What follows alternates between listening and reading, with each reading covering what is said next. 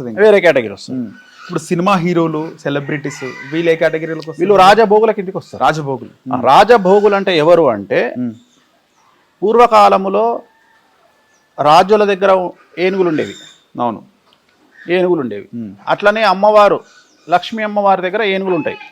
అంటే ఏనుగులు అనేటువంటివి నీ కింగ్డమ్కు లేదా నీ స్ట్రేచర్కు నీ యొక్క గొప్పతనానికి ప్రతీక. అంటే నువ్వు ఏనుగులను పెట్టుకున్నావు అంటే ఇటు తోపురా అంటారు. ఏనుగులు ఎప్పుడు పెట్టుకుంటావు అంటే నువ్వు రాజైతే పెట్టుకుంటావు, నీ దగ్గర డబ్బులు ఖర్చు చేయగలిగిన స్తోమత ఉంటే పెట్టుకుంటావు. అదే కలియుగానికి వచ్చినప్పుడు ఏనుగులు ఏవైనాయి? రేంజ్ రోవరు, ఆడి, వెల్లారు, ఇవన్నీ కూడా బెంజు, ఇవన్నీ కూడా నీకు ఇప్పుడు ఏనుగుల కిందికి సమానం. ఎందుకంటే ఇది కిలోమీటర్కు 5, 6, 7 ఇస్తాయి.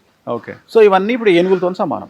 సో రాజభోగులు అంటే ఎవరు అంటే భోగాన్ని అనుభవించే వాళ్ళను రాజభోగులు అంటారు. అంటే ఉదాహరణ రాజయోగులు అనుకుందాం. రాజయోగికి ఏముంటాయి అంటే గవర్నమెంట్ ఒక కారు ఇస్తుంది, అవును, గవర్నమెంట్ ఒక బంగ్లా ఇస్తుంది. ఒక మినిస్టర్ ఉన్నాడు, మినిస్టర్కి ఏమి ఇస్తుంది గవర్నమెంట్? ఒక బంగ్లా ఇస్తుంది, ఒక ఇల్లు ఇస్తుంది, ఒక గన్మెన్ ఇస్తుంది, సెక్యూరిటీని ఇస్తుంది, లగ్జరీ కార్లు ఇస్తుంది. సో ఇది రాజభోగులు డైరెక్ట్గా తెచ్చుకోగలుగుతారు. అంటే వాళ్ళు బంగ్లా కొనుక్కోగలుగుతారు, వాళ్ళు గన్మెన్లను పెట్టుకోగలుగుతారు, వాళ్ళ కార్లు ఉంటాయి, వాళ్ళకి విలాసాలు ఉంటాయి.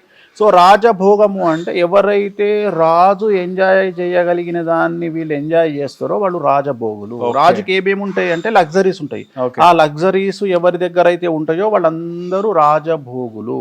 So almost all Jubilee Hills, Madhapur ఏరియాలో ఉండే వాళ్ళందరూ రాజభోగులు. అంతే. ఎందుకు? జూబ్లీ హిల్స్, మాదాపూర్ ఏరియాలో గజం 3 లక్షలు ఉంటుంది కాబట్టి ఆ ఏరియాలో 1000 గజాల ఇల్లు కొనుక్కుండు అంటే అక్కడనే 30 కోట్లు ఖతమైపోయింది.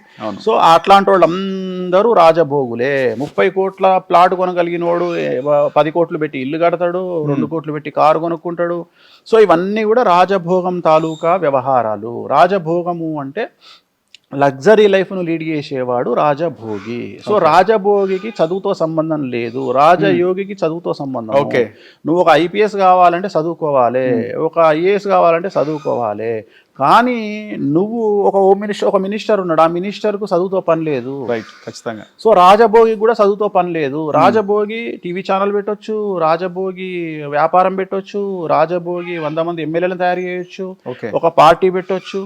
సో రాజభోగి ఏదైనా చేయగలుగుతాడు. అంటే ఇక్కడ నథింగ్ బట్ ఏంటంటే దీన్ని మనం ఒక పరిభాషలో చెప్పాలంటే చదువుకున్నోడు ఉద్యోగం చేస్తాడు, చదువుకున్నోడు ఉద్యోగాలు ఇస్తాడు. రైట్. అంటే నువ్వు వ్యాపారం పెట్టడానికి చదువు అవసరం లేదు, డబ్బులుంటే చాలు. సో ఇలా డబ్బులు ఉన్న వాళ్ళందరినీ మనం రాజభోగులు అంటాం. ఉదాహరణ సినిమా ఇండస్ట్రీలోకి వెళ్ళాలి అంటే ఒక హీరో సూపర్ స్టార్ కావాలి అంటే చదువుతో సంబంధం లేదు, టాలెంట్. ఇప్పుడు మనం తీసుకుంటే మన టాలీవుడ్ ఇండస్ట్రీలో ఉన్న హీరోలను హీరోలో తీసుకుంటే నాకు తెలిసి పీజీ చేసిన వాళ్ళు ఎవరు లేరు.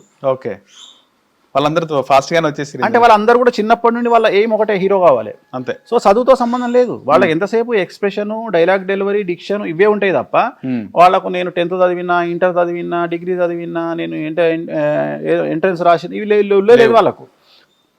సో వీళ్ళందరూ కూడా రాజభోగులు. సినిమా ఇండస్ట్రీ ఆల్మోస్ట్ ఆల్ వ్యాపారస్తులు, ఎంటర్ప్రెన్యూర్స్, కంపెనీ ఓనర్సు.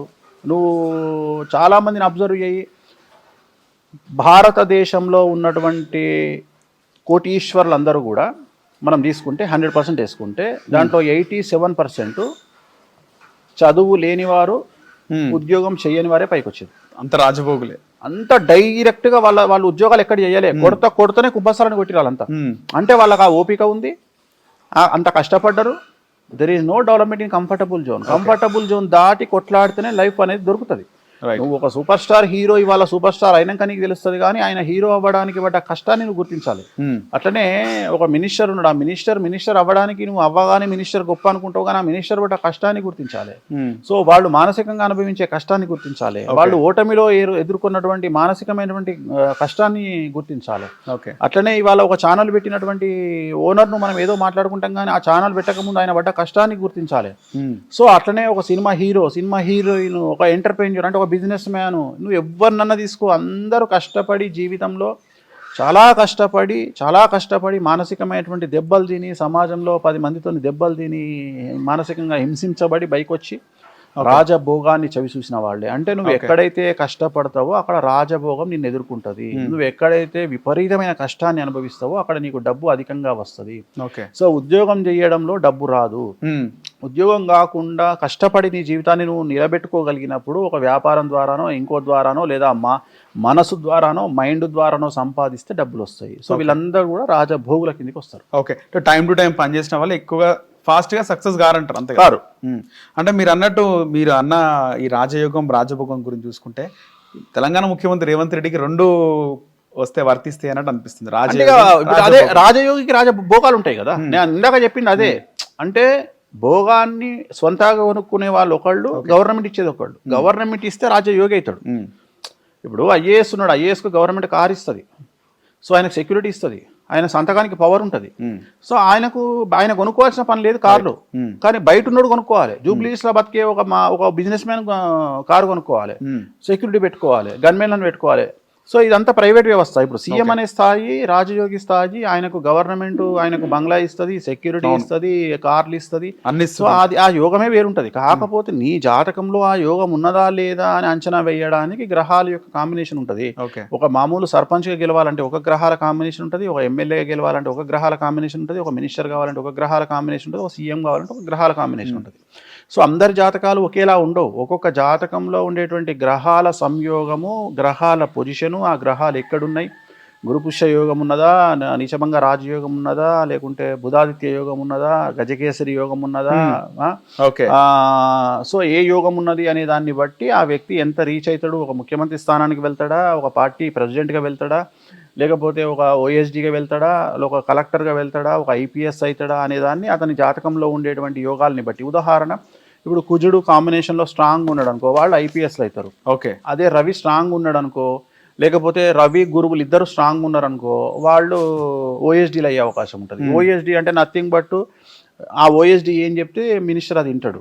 అంటే ఇక్కడ మాట జల్లుతుంది అంటే గురువు స్ట్రాంగ్ ఉండాలి. గురువు స్ట్రాంగ్ ఉంటే మాట జల్లుతుంది. ఓకే, సో ఆ జాతకాన్ని మనం విశ్లేషించవచ్చు. ఒక మనిషి జాతకాన్ని విశ్లేషించినప్పుడు ఓకే ఈయనకు రవి గురువుల కాంబినేషన్ బాగుంది అన్నప్పుడు మనం అంచనా వేసి ఓకే ఈయన మనకు ఓఎస్డీ లెవెల్ వెళ్తాడు, లేదా ప్రిన్సిపల్ సెక్రటరీ అవుతాడు. ఓకే, సో ఇట్లాంటి కాంబినేషన్స్ ఉంటాయి. ఉదాహరణ, ఒక అమ్మాయికి రవి శుక్రులు ఉన్నారు. రవి శుక్రులు ఉన్నప్పుడు రాజకీయ పరమైనటువంటి వ్యవస్థల ద్వారా అమ్మాయి జాతకం బాగుండే అవకాశం ఉంది. ఖచ్చితంగా వాళ్ళు అది వదిలిపెట్టి వేరే రకంగా పోతే వర్కౌట్ కాదు. ఉదాహరణ, రవి శుక్రులు అంటే, రవి అంటే రాజకీయము, శుక్రుడు అంటే సినిమా ఇండస్ట్రీ. అంటే రవి శుక్రుడు ఉన్నటువంటి అమ్మాయిలు ఖచ్చితంగా సినిమా ఇండస్ట్రీ వైపు, రాజకీయాల వైపు మళ్ళీ, లేదా ఇద్దరి వల్ల తమ లైఫ్ని ముందుకు తీసుకెళ్లే అవకాశం ఉంటుంది. వాళ్ళు ఇండస్ట్రీలో లేకున్నా సరే, ఒక అమ్మాయికి శుక్రుడు ఉచ్చలో ఉంటే అయితే అమ్మాయి హీరోయిన్ అవ్వాలి, లేదా అమ్మాయి సినిమా ఇండస్ట్రీకి సంబంధించినటువంటి వ్యక్తికి భారీగా వెళ్ళే అవకాశం ఉంటుంది, లేదా తను ప్రొడ్యూసర్ అయ్యే అవకాశం ఉంటుంది. ఓకే, అట్లనే రవి ఉచ్చలో ఉన్న అమ్మాయి అయితే రాజకీయ నాయకుడి వల్ల పైకి వచ్చేటువంటి అవకాశాలు ఉంటాయి. అట్లనే బుధుడు ఉచ్చలో ఉన్న అమ్మాయి అయితే యాంకర్ అయ్యే అవకాశం ఉంటుంది. ఎందుకంటే యాంకర్లకు గొంతుతో పని ఉంటుంది.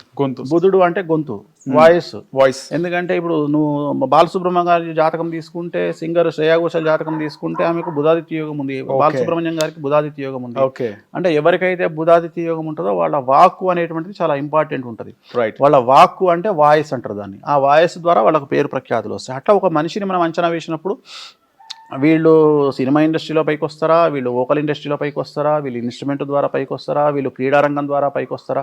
ఉదాహరణ, రవి శుక్రులు ఉన్నటువంటి మగపిల్లల్ని తీసుకుంటే వాళ్ళు క్రికెట్లను, వాలీబాల్ను, ఇంకే స్పోర్ట్లను మంచి ప్రాముఖ్యత సంపాదించే అవకాశం ఉంటుంది.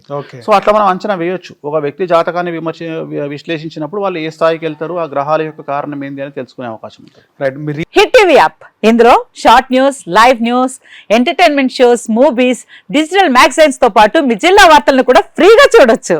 ఇంకెందుకు ఆలస్యం, వెంటనే హిట్ టీవీ యాప్ ని డౌన్లోడ్ చేసుకుని ఫ్రీగా ఎంటర్టైన్మెంట్ పొందండి. Hit TV app, hit TV app, please download hit TV app. Hit TV app ని ఫ్రీగా డౌన్లోడ్ చేసుకుని ఎంజాయ్ చేయండి. మీకు నచ్చిన ఎంటర్టైన్మెంట్ కోసం హిట్ టీవీ యాప్ ని ఫ్రీగా డౌన్లోడ్ చేసుకుని ఎంజాయ్ చేయండి. హిట్ టీవీ యాప్ ని డౌన్లోడ్ చేసుకుని ఆస్వాదించండి, ఆశీర్వదించండి. ఇంతమంది సెలబ్రిటీలు హిట్ టీవీ యాప్ ని డౌన్లోడ్ చేసుకోండి అని చెప్తున్నారంటే ఎంత మంచి యాప్ ఆలోచించండి. అమెరికా అమెరికా అమెరికా అమెరికాలో చదవాలనుకునే వాళ్ళకి విశ్వసనీయమైన పేరు మన శౌర్య కన్సల్టెన్సీ.